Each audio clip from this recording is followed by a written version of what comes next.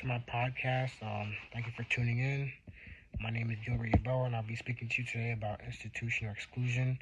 And this is basically about the rich and the poor and how underprivileged communities are mainly impacted due to funds that are required that cannot be achieved by some families.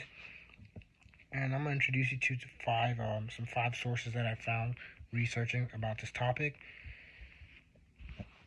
One of the articles that I found from CBS News, this article provided stats on great detail of how exclusion in sport is happening to underprivileged communities and families, and are forcing kids to either never play the sport or quit because of financial reasons. There's two stats that I found where a typical family with kids who spends around $700 per year on fees, equipment, and more, but some families spend up to $35,000, and this is where the institutional exclusion happens, where there's a big gap, and some people charge more, whereas some people are more friendly to underprivileged families. Another stat is more public schools are charging pay-to-play fees, which means in order to play, they are charging it in the same amount for kids to play. Another article that I found was from The Athletic, and in this article we get a glimpse of what can happen if underprivileged kids are given the opportunity to compete alongside rich families. And this article basically just stated Kathleen Castles. She lived across the school from an elementary school, and most mornings she got up at the dawn to play on the school grounds where she loved sports. And because of this, her gym teacher, Ken Kubler, would allow Castle to make use of the gym, which meant that she was allowed to prepare herself and go out there and have fun, whereas some other people don't have this privilege. Another article or journal that I found was from a journal.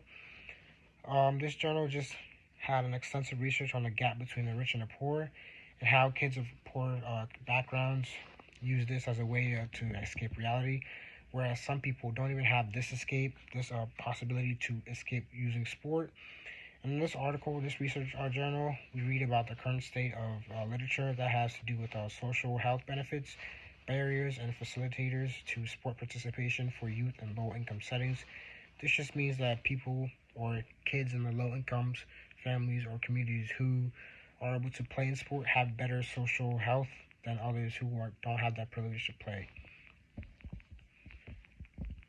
Another article that I found was from Cognition Press. This article just basically is credible because it uses extensive research as well as first-person reaction when what the gap is doing to some kids as their overall reaction and thoughts. This is just some parents were interviewed and chimed in. So in this article, there's very good research and statistics that are in there for readers. And the last source that I used was a Vendetta.